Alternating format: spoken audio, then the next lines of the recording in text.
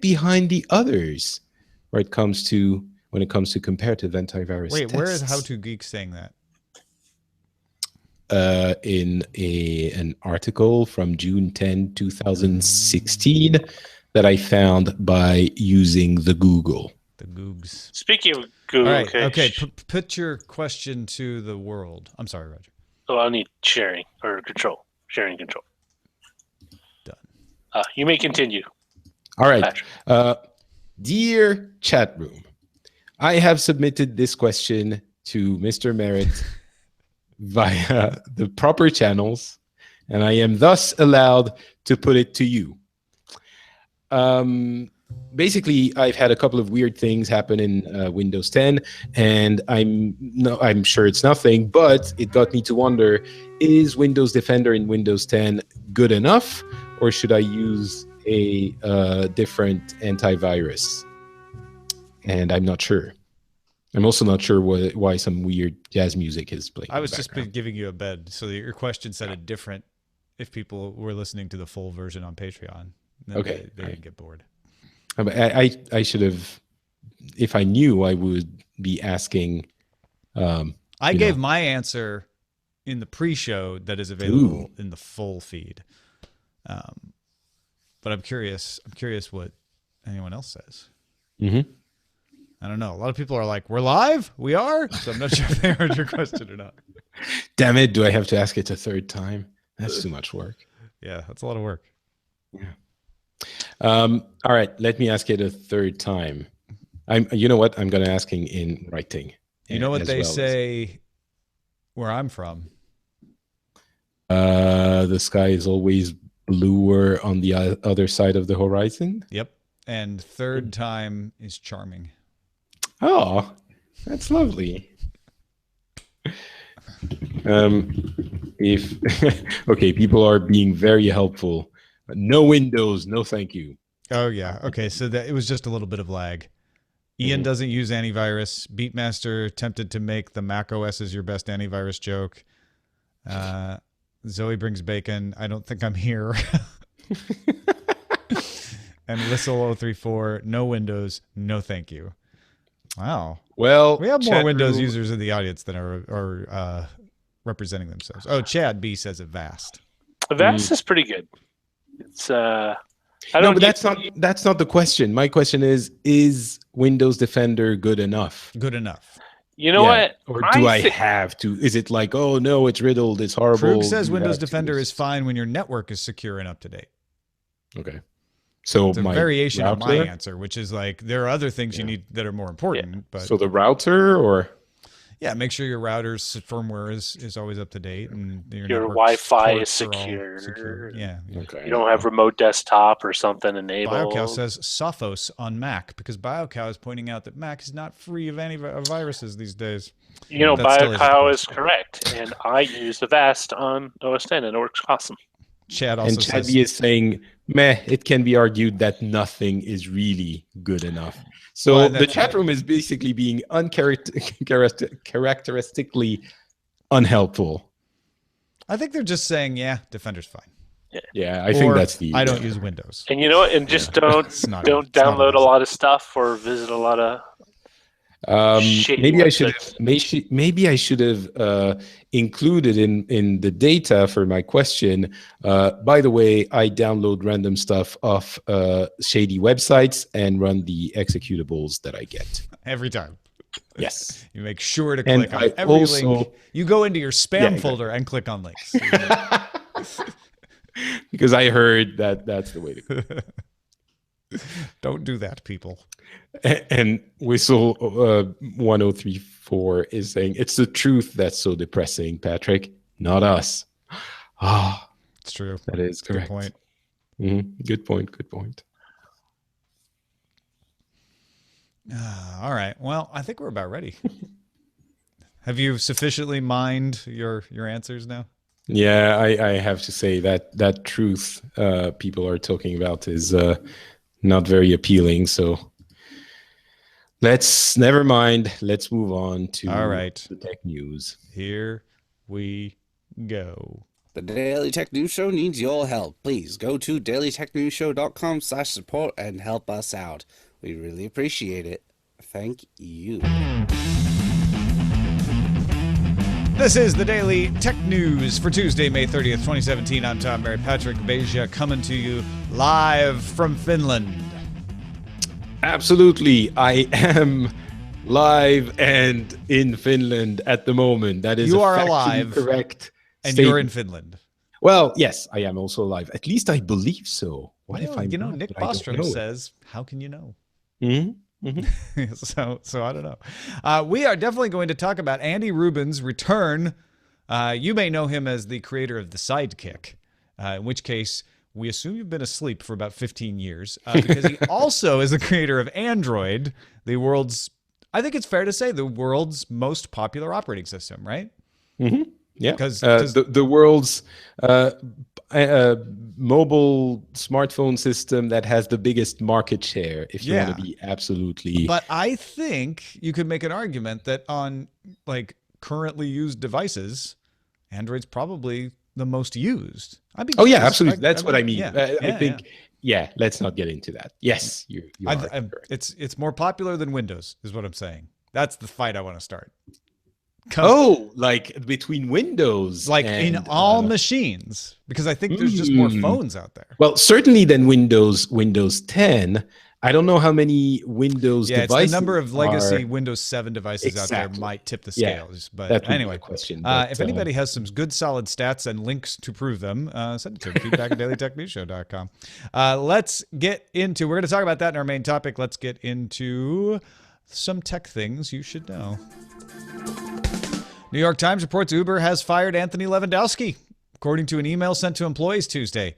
Uber was ordered by the court, if you recall, to turn over any documents it had regarding Waymo's technology, which meant Levandowski either needed to drop his Fifth Amendment protection. He's been saying, I'm not even going to comment about whether I do or don't have any of those documents, Fifth Amendment. He would either have to stop that or leave Uber, because the court ordered Uber, like, you have to hand over the documents if any of your employees have them. That includes Levandowski. Levandowski can keep his Fifth Amendment protection, but he can't work for you while he does it. So he's gone. Also, the findings of Eric Holder's internal investigation of Uber's sexual harassment issues will be presented to the Uber board on Wednesday and to the staff on June 6th. The firing of Levandowski doesn't make them look innocent. It doesn't prove anything. Well, it doesn't change anything because Levandowski was pleading the Fifth, right? And it just means Levandowski is even more committed to pleading the Fifth. Tidal confirmed it is looking for a new CEO after CEO Jeff Toig left the company in March, according to Billboard.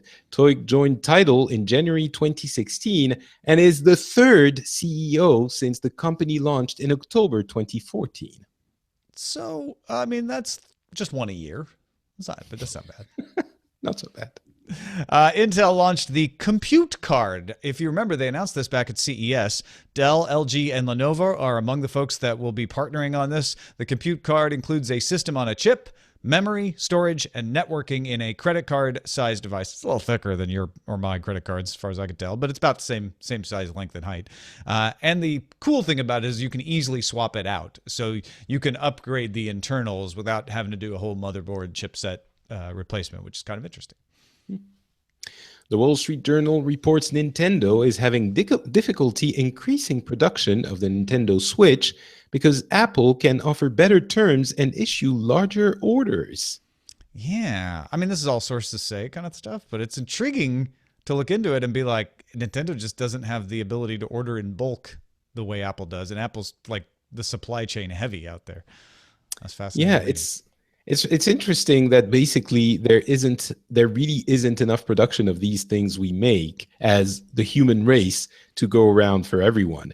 And we've seen this before, but it's always interesting, especially when the demand for those Nintendo Switches is so large that you would think, they have to do it, but no, they can't. Well, they probably went to the supplier and said, okay, we forecast we'll need this much, tool up above your whatever existing orders you have. And then when they go back and go, we need more, they're like, at capacity, dude. You should have Yeah. told us 6 months ago. Intel launched the Core X line of processors at Computex, ranging from Core i5 processors with 4 cores and 4 threads to a new level. We now don't have just Core i5 and Core 7, but we got Core i9 with 18 cores and 36 threads. Most use an updated version of the Skylake architecture called Skylake X, while the 4-core models are using Kaby Lake X architecture. The chips will run on Intel's new X299 chipset and support Turbo Boost Max 3.0, which Intel claims will offer 10% faster multi-threading and 15% faster single-threaded performance. So Core i9 with more cores and more threads, does that remind you of the increasing of speed and all the gigahertz maybe 10, 15 years ago? Is that because they're not? Yeah. Is it because they're not managing to increase performance by their chip design, or is it really that we need those number of cores for servers? And I think you could say this is increasing performance by chip design, by being able to do more threading. And that's why AMD came out with the Threadripper, because that's where you can see actual performance increases, whereas just faster gigahertz doesn't bring you anything anymore. There's other places you need to go. Right. No, of course. But I mean, it does feel like, at some point we stopped chasing the gigahertz and it was different actual, silicon design. Here, it seems, I'm sure it's way more complex than this, but it seems that their option for making it more efficient is, well, let's put more of the same on the chip, which is not. Think about it though. That's all the gigahertz was, is like, let's just do faster processing. Now it's like, let's have more cores that you could, until at such point that the computers can't take advantage of more cores and you can't do more threads with them, at which point then they'll go on to something else. Yeah. Okay. Sony has stopped shipping the PlayStation 3 to retailers in Japan. They stopped production of the 500 gigabytes standard model in December. So the PlayStation 3 is basically done in Japan. That's the death knell. When it's done in Japan, it's not going to last too much longer anywhere else. Yeah. For me, it's a reminder that even though you can botch a product launch, it doesn't mean that your product is done for, period, especially if if you have the might of a company like Microsoft is sitting around telling themselves the PS3 story every day, don't you think? Yeah. Well, with the Scorpio, they might have sort of decided to jump one of the steps, but yeah. This would make me nervous if I was relying on PlayStation 3 services right now, because the fact that they're no longer shipping them in Japan does not mean that yours is going to stop working, but it does mean they're not growing this audience. So the amount of time they want to spend supporting a legacy audience is going to decrease. PlayStation Now, PS4 and PC, they ain't coming to PS3. Or no longer. So you got to wonder, like, okay, PlayStation Plus is not going away on the PlayStation 3 today, but when will it? Yeah, no, that's for sure. But you have to also remember that they might not really be interesting in certain markets anymore, the PlayStation 3, but they keep selling those maybe to markets that aren't jumping on the more expensive PS4s immediately. So it might have a few extra years, in other markets, so they might need to support it for longer. And to be honest, I'm sure some people are still using PlayStation 3s, but the PlayStation 4 has been selling so well. I'm willing, we're at 50 million units in the world now. I'm betting that there aren't a lot of people that still rely on their PlayStation 3s. Some of them, of course, not saying it's no one, but I'm also guessing maybe this Christmas is going to be the time that those people also jump to the next Nintendo Switch. No, I'm just kidding. Possible. Hey, last week we had a U.S. Supreme Court decision that was 8-0. Unusual unanimity in these trying times. And by the way, it's 8. There are 9 people on the Supreme Court, but Justice Gorsuch was nominated and approved after the hearings of these. That's why he's not weighing in on them. U.S. Supreme Court just ruled another 8-0 case. I mean, look to the Supreme Court of the United States for agreement. For maybe showing the way yeah. for the rest I'm of probably the overdoing that because these cases, it was a patent law case this week. And this is a case that I think all of us of all political stripes can agree on: printer cartridges. The court ruled 8-0 that companies cannot claim patent violations after the first sale. Lexmark had sued to stop refurbished versions of its printer cartridges from being refilled with ink and resold by Impression Products Inc. They had argued that we have a patent on our printer cartridges.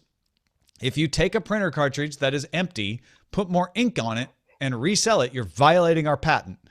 And the court ruled 8-0.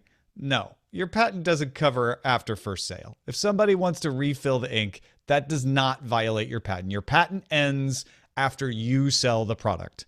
And that's it. Justice Ginsburg joined the majority, so it was 8-0, but she did write a partial dissent, which you can do. You can say, I agree with the ruling, but maybe the reasoning is different for me. Justice Ginsburg argued that the ruling should not apply overseas, which I thought was mild. I'm not sure why, but okay. She's saying once you sell overseas, you should keep your patent protection after the first sale, but I haven't. Yeah, that's why I'm not, this seems a little bit iffy for me, but still, that is the kind of case that I think most people would argue is common sense, and it's good to see common sense win for once or twice. It's not just common sense. It's just sense. Uncommon and common together. At last, Harvard's Berkman Klein Center for Internet and Society studied the effect of Wikipedia's support of HTTPS on government censorship. Wikipedia added HTTPS support in 2011 and switched entirely to the HTTPS in 2015. It means that government surveillance only sees that Wikipedia is being visited, not which page. The researchers looked at Wikipedia's global server traffic and daily requests histories for 1.7 million articles to try to detect censorship. The study found that overall, there was less censorship in June 2016 than there had been before the full transition to HTTPS in June 2015.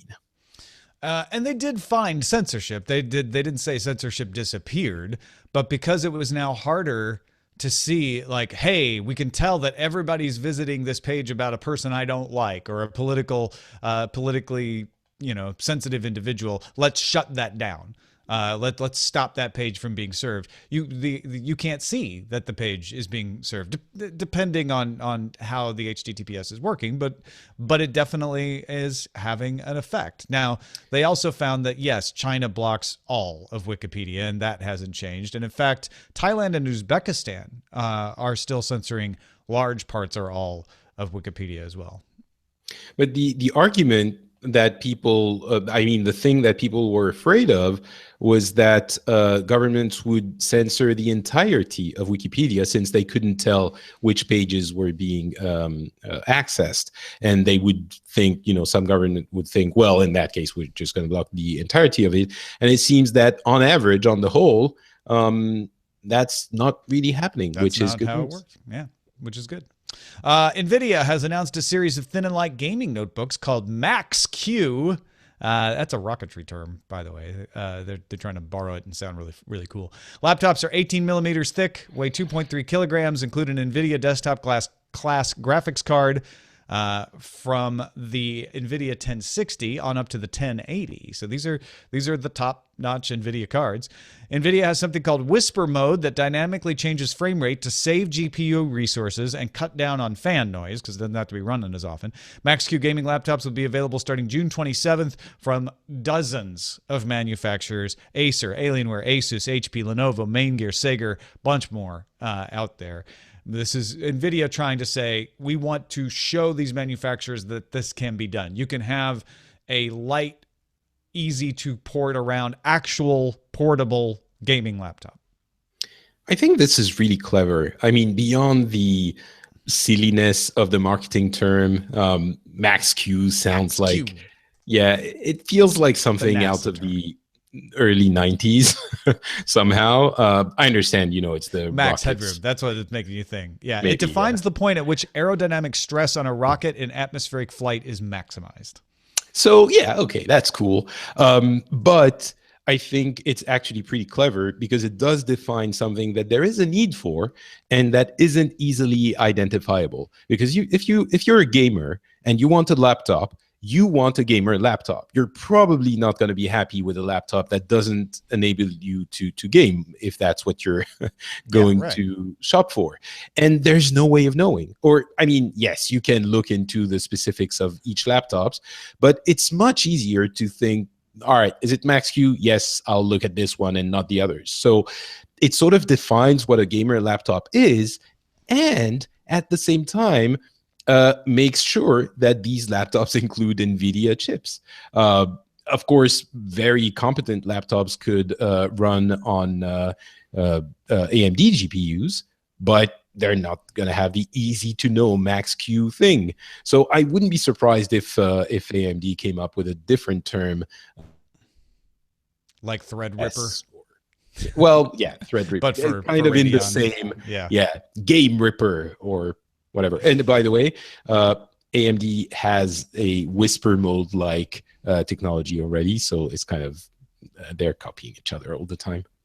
Hey, folks, if you want to get all the tech headlines each day in about 5 minutes, you can subscribe to dailytechheadlines.com as a podcast, on your Amazon Echo as a flash briefing, or in the app Anchor, which lets you even do call-ins to Daily Tech Headlines. That's at anchor.fm, and that's a look at our top stories. All right, Android creator Andy Rubin announced the 5.7-inch Essential phone. That's the name of the company, Essential. That's the name of the phone, Essential phone. Doesn't even have a logo on it. A pair of magnetic pins are on the back, though, that take advantage of modules. You can actually order bundled in a 360-degree camera. That's one of the modules. There's also a phone dock. That's all they're talking about so far. The edge-to-edge screen wraps around the camera. So the camera has a little divot at the top, and the screen goes past it. There is almost no bezel. I know that there's a bezel fetish out there, so this is the bezel-less phone you'll find. Comes with a Qualcomm 835 processor, 4 gigabytes of RAM, 128 gigabytes of storage, so it's solid specs. One USB-C port, no headphone jack, but you could get a port for it. I don't know. It does come with a dongle that'll convert USB-C to a regular mini jack in the box. Runs Android, as you might expect. And has two lenses. There's 13 megapixel camera lens, but also a monochrome sensor for help in low light. All of that wrapped up in a titanium and ceramic case and selling in the US for $699. You can reserve one now, but you can't actually pay for it yet. They'll just email you when it's time to give them the money. And they don't have a time frame for that. They said this summer. Okay. Yeah. Yeah, it's a sexy looking piece of hardware, but yeah, so and they did announce the Essential Home. We'll get to that in a little bit because that ties into more of the philosophy of Essential, which I want to talk about. But let's start by talking about the phone. What's almost said what's your butt, which would have been hilarious. Like, what is your reservation there? What are my reservations? It is basically a top of the line phone. It's got all the specs you want, the best processor you can find, excellent amounts of RAM, superb screen, edge to edge. We've already seen this, kind of. I mean, we've seen the Mi Mix, we've seen the Galaxy S8 that has a different kind of edge-to-edge display, but still, yes, the screen that goes all the way to the top with a little dip for the camera is clever because you can have the notifications over there. But, it's a top-of-the-line Android phone. And for any company, that would have been fine. I think I was hoping beyond hope that Andy Rubin, that's the thing, it's Andy Rubin. I was hoping there was a little bit more than that. And there is, but it's in the philosophy and the ecosystem that he wants to build and things like that. But the piece of hardware itself, it's terrible to say something like that, but it's just an excellent piece of hardware. Yeah. And there's nothing more to it. I don't think. And in the Wired interview, he talks a lot about how Apple can't make a titanium case because they couldn't make it work. Essential went to a German company that was able to do injection molds for titanium parts. And part of the reason that Essential is able to do it is because they're not trying to do it in the massive amounts that Apple would have to. They only want to sell 50 million phones. If they sell more than 50 million phones, they've said they'll be in trouble because they don't want to scale that fast. They just want to make a really solid version of the kind of phone everybody wants. So titanium and ceramic case, a beautiful camera with low light ability, all the quantum, Qualcomm 835 processor, 128 gigs. These are all ticking off all the boxes, and no bloatware. This is stock Android, right? So there's no TouchWiz interface. There's no Essential interface or pre-installed programs or anything like that. No logo. I mean, these things all sound small, but they are all informed by this philosophy of we just want to make a good phone for you. That's it. We have no ulterior motive. We're not trying to spy on you. We don't want to sell things into the phone. Nothing. We just want to make a good phone. Yeah, and I think that is something that is going to speak to a lot of people. I don't think, did he say he wants to sell 50 million? I thought he said he didn't want to sell that They many. basically said they do not want to sell 50 million phones this quarter because that's too many. So they need to sell less than that. Right. So, the titanium thing, I understand, but again, I'm sorry. It looks good.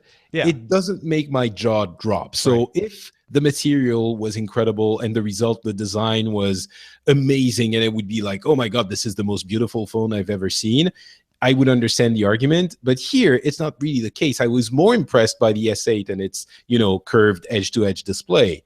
So that doesn't really play for me. The other things you're talking about, which is finally someone other than Google with the Nexus or Pixel doing a phone which is stock Android. Yes. It doesn't have any interest in, as you said, selling new services. And it's fine. I already have the Google services I need. I don't want your LG or Sony or Samsung overthink. That, I think, is really interesting. And it is consistent with the price of the phone, which is the lower end of the premium segment. Yeah, $699 unlocked. It's not cheap, but for an unlocked 128 gig phone, that's about right. Yeah.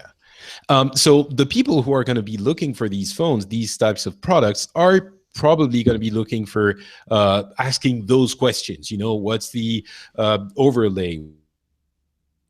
There is no overlay. Or the people who are looking for cheaper phone probably don't care as much. So this is well targeted, and that part I can appreciate. Absolutely. Now, one thing I did not see them hammer, and maybe you may have heard this by now, but after we're recording this evening, Andy Rubin will be giving some interviews at the Code Conference. They aren't working with the carriers on this. Now, that doesn't mean it doesn't work. In the US, it will work on all 4 carriers. It has all the right radios for that. But The Verge did some legwork and went and got responses from Verizon, Sprint, and T-Mobile. And Verizon and Sprint in particular were kind of begrudgingly like, yeah, it'll work, but it's not optimized for our network, so we can't guarantee it'll work all the time.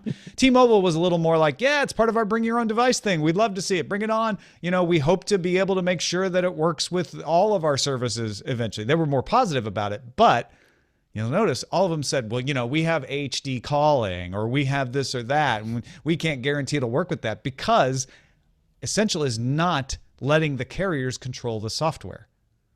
And because of that, awesome. I assume this means you get security patches when they come out from Google. Exactly. And, we have most of our phones are unlocked. So looking at it from here, this is kind of obvious. But yes, if that is also a problem for you guys, as it was for us maybe 5-10 years ago. Well, it's still a problem on Samsung unlocked phones because Samsung often works through the carriers for patches and things like that. Sure. Yeah, no, I mean, we don't have that issue here, or maybe for Samsung, and yes, those phones indeed. But yeah, I mean, that is definitely a solid argument. And his, the philosophy is something that speaks to me a little bit more when he says, these are your devices. They are your property. We're not going to decide for you what you're going to do with, it's the kind of characteristic, not just for a product, but for a company that can make it what it needs to be in the beginning, which is a darling of the tech community for the first, 1, 2, 3, 4 years before it expands beyond that, and before it has, as it builds its brand identity as something that the early adopters can trust and recommend to their friends. So there is a play there that I think is interesting. Yeah, I think that's really interesting. That plays into the other product that they announced, the Essential Home. Now that one you can't even reserve yet. The details are a little murkier. They say later this summer as well, but we don't know how much or anything. But it's a digital assisted speaker. It's like an Amazon Echo or a Google Home, but it's called the Essential Home. It can be activated with a question, a tap, because it has a touchscreen on the top. It's Amazon Echo dot size by the look at it, but you can tap a touchscreen on top of it, or apparently a glance. I'm very curious how that's going to work and not be accidentally activated. It has that auto display that shows information and is a touchscreen. Processing happens almost entirely on the device, and the data is stored locally, not in the cloud. So they're really going to push the privacy aspect of this. Wired says that a new operating system running on this called Ambient OS will be compatible with SmartThings, HomeKit, Nest, and pretty much all of the smart home platforms. And Wired says that includes Amazon Voice Services, Siri, and Google Assistant. And I'm very curious how that's going to work in practice. I don't know if that means on the device or that you'll be able to talk to your phone. Let's say you have Google Assistant on a Nexus or a Pixel. You'll be able to talk to Google Assistant and it will be able to do things with the Essential Home. That's my guess. It'd be really interesting if it was able to use those voice assistants on it somehow, but I can never see Apple allowing Siri to be used on another device like that. So my guess is you'll be able to tell Siri to tell the Essential Home to do something. But even that is pretty interesting. And that's what Andy Rubin's pushing here is there are too many closed silos. There's too much confusion about when I buy something, will it work with the other thing? And he says he wants to disrupt the market in a way that they talk a lot in this Wired interview about nobody's done this since Apple, in a way that says we are going to use openness. We are going to use open standards to create a position in the marketplace that is unoccupied right now. Just want to mention that we didn't even discuss the 360-degree camera, which I think is a complete gadget that, that port thing is not. Oh, yeah. I mentioned it briefly that it's bundled in with the phone. That 360-degree camera, bundle, yeah. It's $750 if you buy the phone bundled with the 360-degree camera, or it's $700 without it, and you have to pay $150 for that as an add-on. Yeah. But yeah, so that feels very gadgety to me. But I mean, it's cool for the people who have a use for it. But that Essential Home is really interesting on paper. There's a lot of, it will work with everything. Yeah. And it will, I'm going to wait and see on that one. I'm not as certain that it's going to work as well as it's being marketed. But again, the philosophy of this is kind of it's not new, but we haven't really seen any of it in recent years, and it's missing. I think that there is definitely a desire in parts of the community, of the tech community, for something like this. And even if it doesn't succeed entirely, it might push others to maybe play a little bit nicer, because there is this alternative looming on the horizon of openness and inclusiveness that might, as I said, push them in the right direction. So they're talking about openness. They say that devices shouldn't become outdated every year. They should evolve with you. They're pushing privacy. We store the data locally on the device, and we think it can still be good enough doing that. We don't want to sell ads against your data, so we don't care. We don't want your data. Keep it local so that you're in control of it. And the other thing is, technology should assist you so that you can get on with enjoying your life, not telling you what to do. So they make a big deal in talking about Essential Home that it will ask you, hey, do you want me to do this? Rather than just try to anticipate your need and do things for you that you then have to go and reset. Yeah, that's where I start becoming a little bit more skeptical. we don't need your data, so we're not gonna, we don't want to sell ads. As we've seen with AI and assistants, the data is not only being used for ads, it's also being used for things that could be useful to people who use assistants. And I don't know, in the case of stock Android, you're probably going to be using Google services.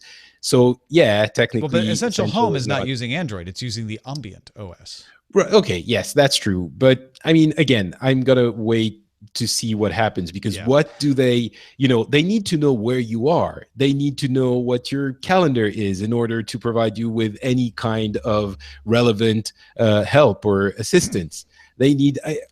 But those things aren't inconsistent with what they're saying. They're not saying it will never connect to the internet. They're just saying, when we listen to you for the wake word, when we keep a log of what you say and what you ask for, we'll store that locally. We're not going to put it in the cloud and aggregate it and anonymize it and sell it to marketers.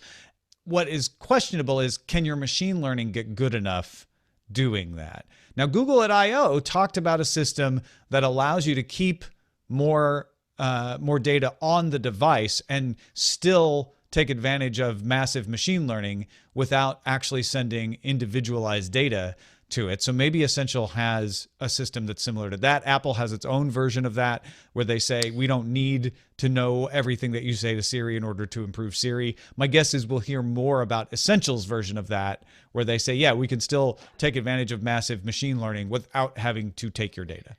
Yeah, I mean, that's not exactly what they're saying. If they're saying we don't need to have your data, how do you put your calendar in that device? Well, no, they're not saying. I think you're over-interpreting something I said rather than what they're saying. They're saying maybe most of the processing is done locally and your data stays on your device. Again, they're not saying it never connects to the internet. If you say, I would like my Google Calendar to be connected to the Essential Home, it'll do that. And of course, but that's then your my calendar point. is stored in Google. That's your choice, not theirs. That's my point. Yes, it's your choice, but it's kind of a misnomer to imply that we're not going to, But when they say we're not storing your data, they mean all of the data that Essential Home collects while it's listening to you. That's the concern people have, is like, I don't like that Amazon Echo always listening to me and sending things to the cloud. When who knows what they do with it? Same with Google Home. No, I understand that part of it, but in effect, in practice, your data will still be somewhere, and your calendar data will be with Google. But it won't be with Essential. It'll be with Google. Yeah. Okay. So your data will still be. That's because you decided to have your calendar with Google, though. No, but the purpose of that device is that it's going to provide you with relevant information that it uses your data to compute.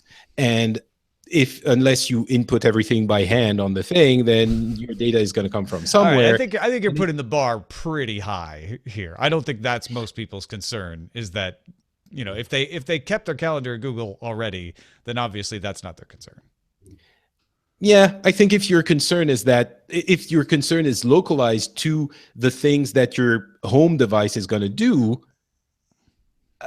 then, I mean, I don't know who would be concerned about that specifically and not about the rest of the cloud. Most people are concerned about Echoes and Homes hearing everything they say and every question they ask, storing it and associating it with. And Essential won't do that. Yeah, I think, okay, that is a different, I understand what you mean. It's a different conversation. Regardless, this is a good philosophy to have. I'm still waiting to see how it actually is implemented, and if they can manage to balance that promise with the efficiency that we're expecting from those devices. Well, one of the problems is they say we will always play well with others. Closed ecosystems are divisive and outdated. But the general models up until now have been have an open platform and monetize it with ads, or have a closed platform and monetize it by keeping people in the platform and selling hardware to them. And Essential's trying to say, we're not going to do either of those things. All of our services will work with other hardware. You don't have to have an Essential phone to use an Essential Home. We're not going to be like Apple in that way, but we're also not going to monetize your data with advertising. So I think there's some questions of whether they can pull that off or not. I really hope they can. This is, to me, the right way to approach a consumer-friendly business model. There is, I think, in a specific part of the community, there is a demand for this. I think a lot of people are going to look at this and think, you know what? finally, as we discussed in the beginning. And if they can expand their ecosystem beyond just the phone and the assistant and the home assistant, it's very telling that that's the two they chose to do, and not, a smartwatch or wearable or a tablet or anything like that. And if they can, have those two work solidly and expand it a little bit beyond as time goes on, it's not guaranteed, but there is a play there. Yeah. And it's, they're trying to combine Linux with Apple. They're like, the openness of Linux didn't work because the products weren't pretty. We're going to do craftsmanship too and see if that helps. I know that's oversimplifying it, but. I will agree that the phone didn't really capture my imagination. The home looks really pretty. It's very well designed. It looks, like a device I could want to have in my home. It's much prettier than all the other ones I've seen. Oh, certainly than the Echo Dot, which is about the same size. And the Google Home doesn't have a smaller one, but everyone says it looks like an air freshener. So yeah. Well, thanks to everybody who participates in our subreddit. You can submit stories and vote on them at dailytechnewsshow.reddit.com. Big thanks to our mods who keep that operating good. It helps us every single day. Pick of the day comes from Nathaniel in Surprise, it's summer now, Washington. I have a whimsical pick today. Particle Zoo. A full range of plushy subatomic particles available for purchase. They're adorable and great for the wee ones in your life, your pets, or when you inevitably wake up in the night to find you drooled yourself to your pillow. You can find them at particlezoo.net. You can get a Higgs boson, a stuffed photon, a plushy tachyon. They have all the quarks, up, down, strange, charm, all there at particlezoo.net. Lovely, lovely blushes. Send your picks to us, folks. Feedback at dailytechnewsshow.com. You can find more picks at dailytechnewsshow.com/picks. Real quickly before we're out of here, congratulations, Nate Langston from Text Message, who has but one thing to say to you. Thanks, Tom. There's only one thing that I have to say this week, and that is that we have just done our 100th episode of Text Message, and we did it live in a studio with a full audience on video for an hour in a different format. It was an amazing evening. It was a lot of fun. So if you fancy seeing what we do over here in Britain with Text Message in video form in a studio, just head to live.techpodcast.uk and watch this week's episode of Text Message, or check us out at Text Message Pod on Twitter. Congratulations, Nate, on 100 episodes. Yeah, that's fantastic. Woohoo. And thank you, Patrick Beja. As always, what you got going on to tell folks about?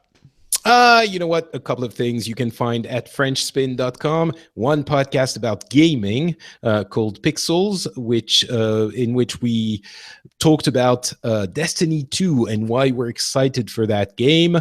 We just recorded it today. And another one called The Phileas Club, where we get people from different countries, different part of the world, different backgrounds to tell us about the world's news. And in the latest episode recorded late last week, we had two of my conservative American friends come on the show and try to burst my filter bubble with their differing opinions. I didn't agree, but we had a conversation, and that's the most important thing. A civil conversation, mind you. Yeah. That's the best part. Go check it out, folks. That's an important show these days. FrenchSpin.com. Thanks to everybody who gives us a little value back for the value they get from the show. That's how we work. If you get value back, all we ask is you give a little bit of that back. Zoe, Elise Schechter, Stanford Lang, and Anthony Jagger, and many more folks are doing just that at patreon.com/DTNS. We thank every single one of them. Don't forget, our email address is feedback at dailytechnewsshow.com. We're live Monday through Friday, 4:30 p.m. Eastern, 2030 UTC at alphageekradio.com and diamondclub.tv. We're at facebook.com/dailytechnewsshow, and our website is dailytechnewsshow.com. Back tomorrow with Scott Johnson. Talk to you then. This show is part of the Frog Pants Network. Get more at frogpants.com. Diamond Club hopes you have enjoyed this program. Ooh, it seems like we're not going to get the ban on computers in flight. Just breaking news. So the thing that was rumored to happen isn't happening. Yeah. Even though no one ever said that it was going to happen. Well, there was the Homeland Security dude, John Kelly, who was like, it's kind of possible they are obsessed. We're considering all kinds of things, including that. Yeah. Can you hear me? Yes, we can. Yes. Surprise magic. Stop being political, Tom. What did I say? I thought of that as soon as I No, I said mean, it. what did? He said yes. I said yes, we can. It was. Look, let's make the It's titles just great like- again, Roger. Making titles great. More popular than Windows. Do too many cores spoil the soup? Does not compute stick.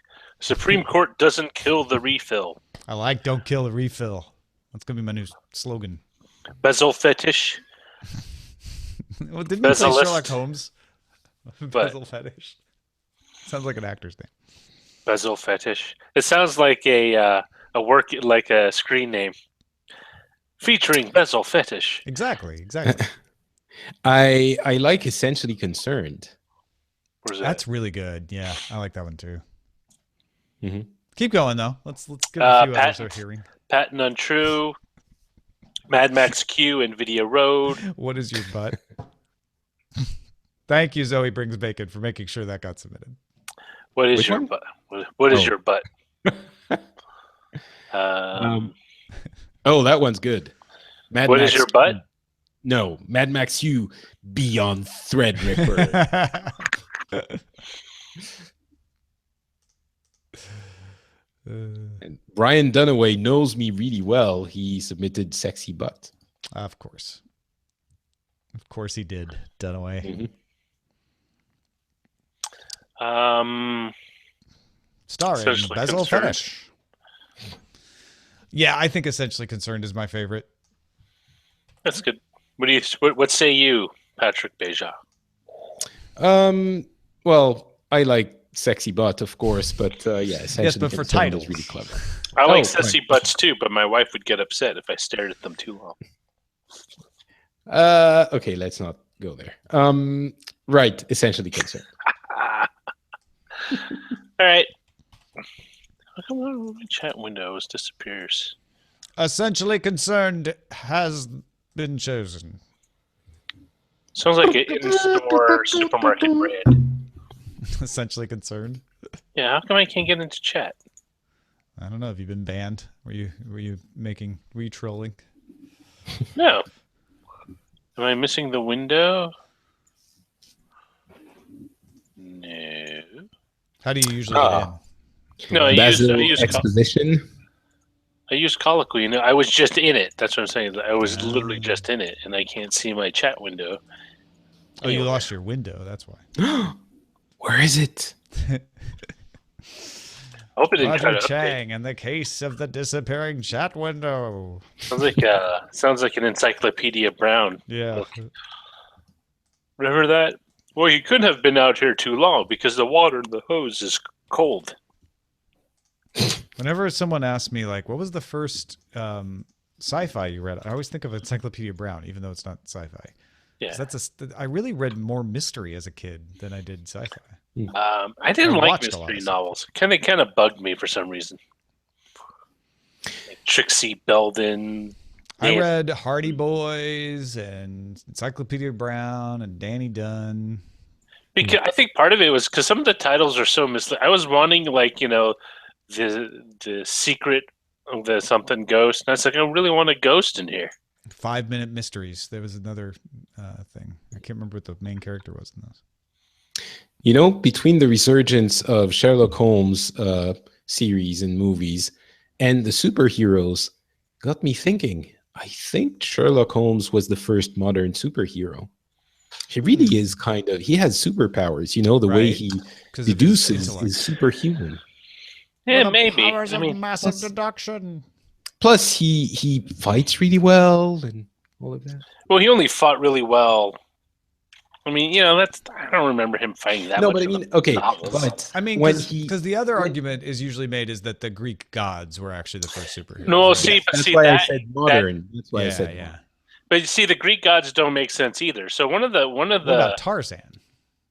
no, well, so one of the maybe Tarzan. What makes a superhero, at least according to the Encyclopedia of Superheroes, is that it's what they do isn't a career move. It isn't something. It's something It's they who do they out of a are. selfless act right? It wasn't something they were commanded to do or something. And so, and we all know that Tarzan was doing it as his day job. He was doing it for the money. well, so this is why the Olympian gods can't be superheroes, because they were more forces. That's who they are, right? Well, But I think the Olympian gods are the ancestors of superheroes. I think superheroes are modern day. You know, it's an outgrowth of that same impulse to tell a story about larger than life figures. I would say it's more. I would say it's more like. I'm sorry to interrupt, Patrick, but it's more like Hercules or Perseus, the heroes that feature in that mythology, because they go above and beyond. I was including all of them in one fell swoop.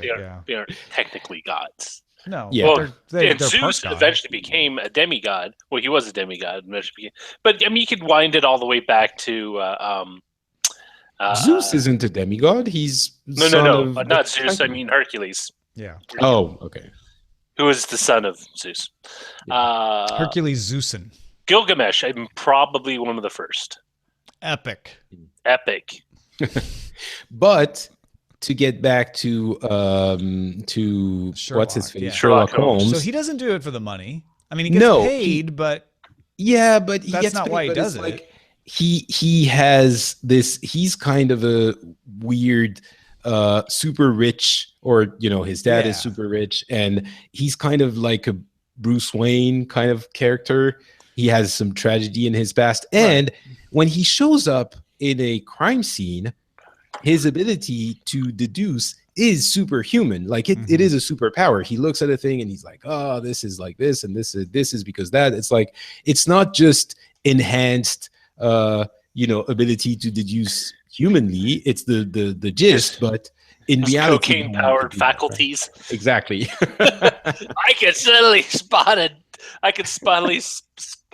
a pence from 200 leagues away. Exactly. If he was addicted not to opioids but to pot, it would be a very different private investigator. You're like, dude. Okay, but what other modern era? Let's say 1500s forward. And Shakespeare dealt mostly with just retelling myths, so I don't think anything he says counts here. I mean, you have Frankenstein, but that's a monster. Robin Hood. But he doesn't do anything. Well, I guess he has a super bow. Well, it depends. Like, do you consider Batman a superhero? Because Batman has no abilities other than being crazy rich. Yeah. No, yeah, he is a superhero. But like, he does things that are, and it's Robin Hood's a superhero. You're right. I mean, like, who do you think the Green Arrow is based off of? Well, I would also argue the Green Arrow. Batman crossed over with Robin Hood. So you were essentially concerned, right? Just double checking. Yes. I think there are some. Well, it's not superheroes; it's science fiction. But the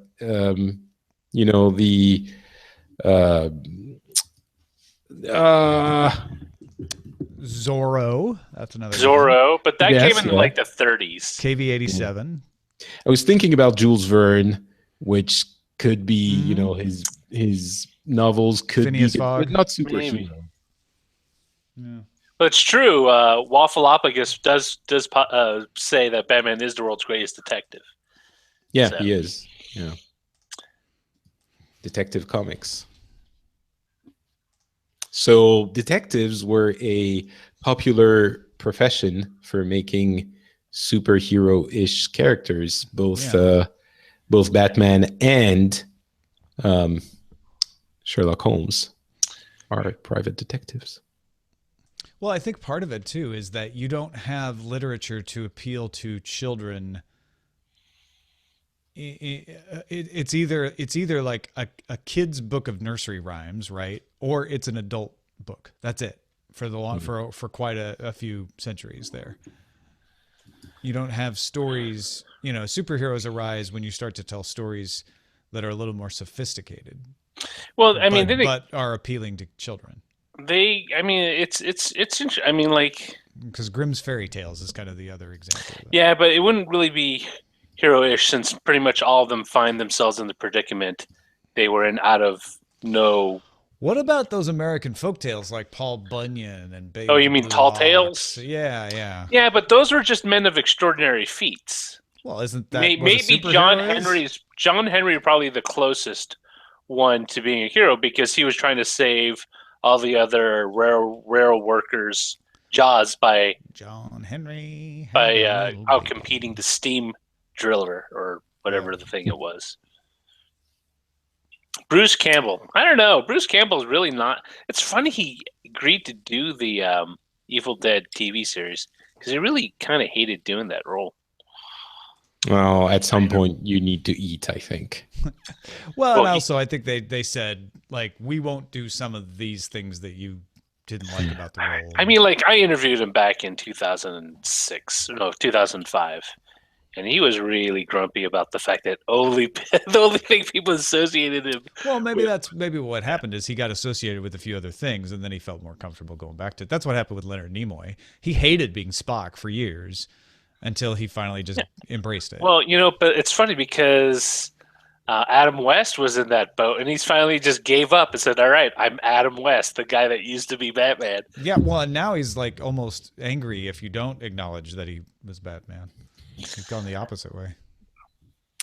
All right, guys, I'm gonna go. All right. Thanks, everybody, for watching and listening. We hope you have a great time. Thanks again to Scott Johnson and Andy Beach for doing a great show on Friday. Great episode. When I was out at Baycon. If you like pies. Yeah. And we will We're talk to out of Bacon? You should out at Baycon. Bacon. Zoe brought bacon, so we're fine. Okay. All right. Thanks.